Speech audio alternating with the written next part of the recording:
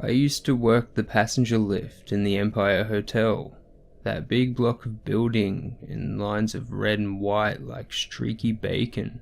I had served my time in the army and got my discharge with good conduct stripes. And how I got the job was in this way.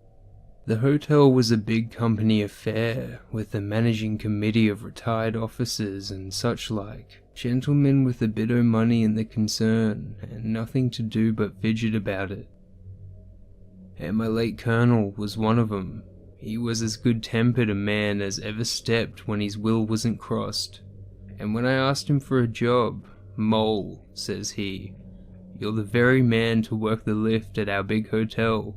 Soldiers are civil and businesslike, and the public like 'em only second best to sailors. We've had to give our last man the sack, and you can take his place." I liked my work well enough and my pay, and kept my place a year, and I should have been there still if it hadn't been for a circumstance. But don't let me anticipate. Ours was a hydraulic lift. None of them rickety things swung up like a pole parrot's cage in a well staircase that I shouldn't care to trust my neck to.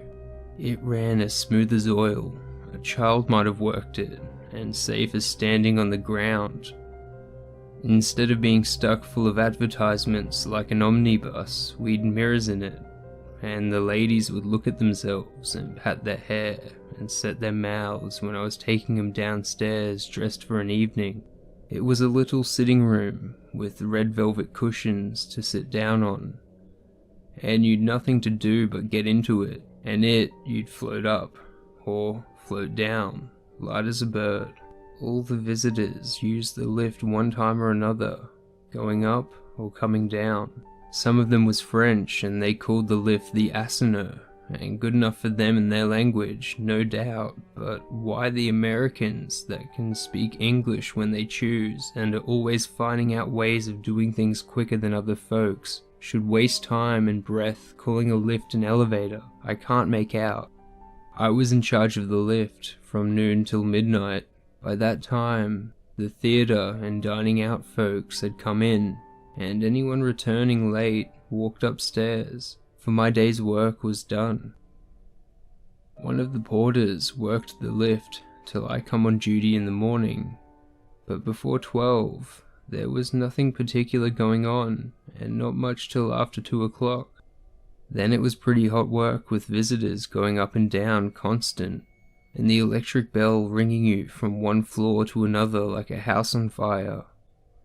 Then came a quiet spell while dinner was on, and I'd sit down comfortable in the lift and read my paper.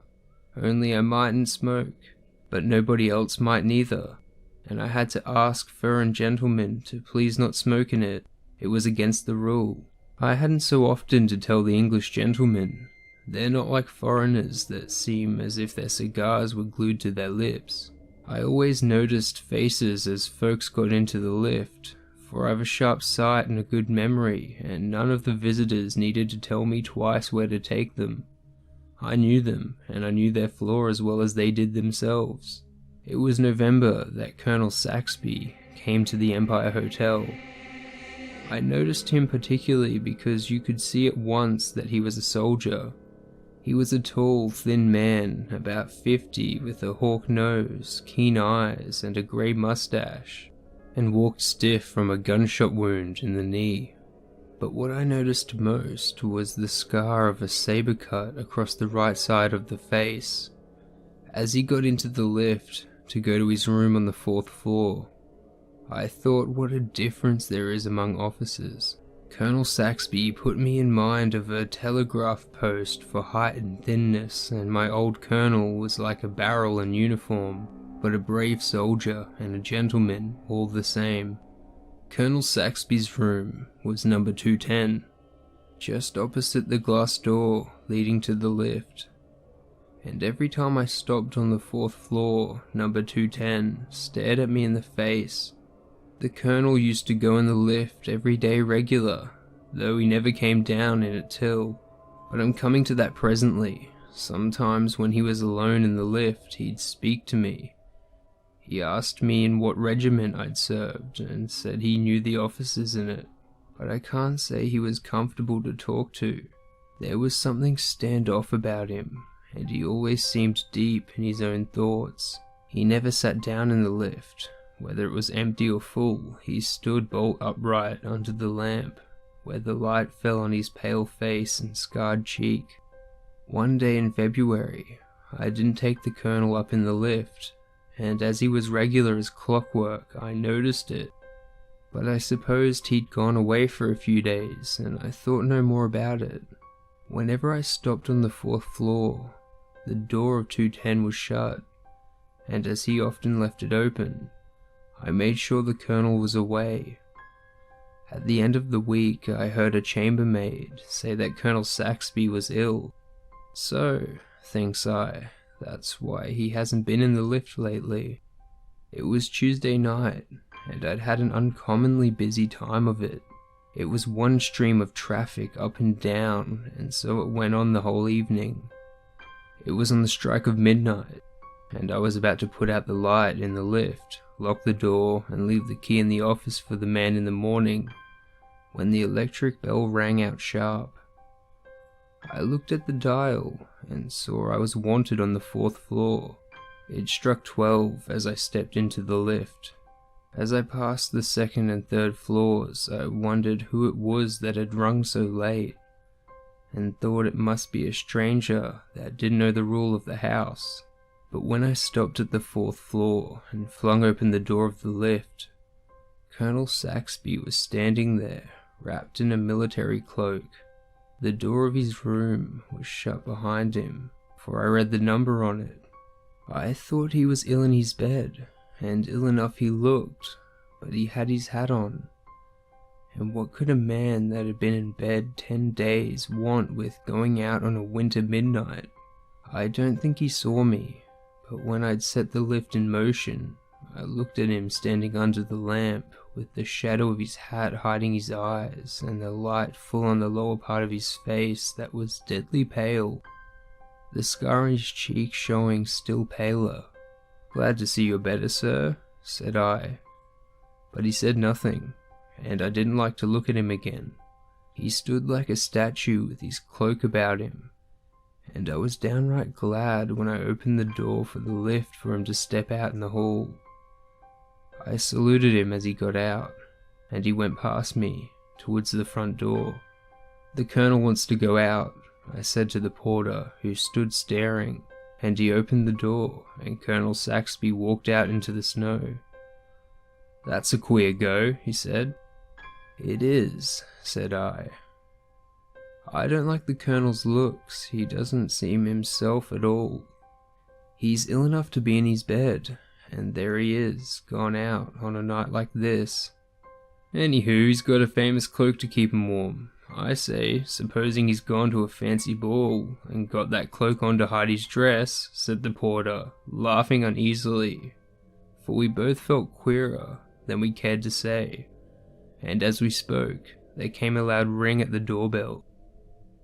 "No more passengers for me," I said, and I was really putting the light out this time, when Joe opened the door and 2 gentlemen entered that I knew at a glance were doctors.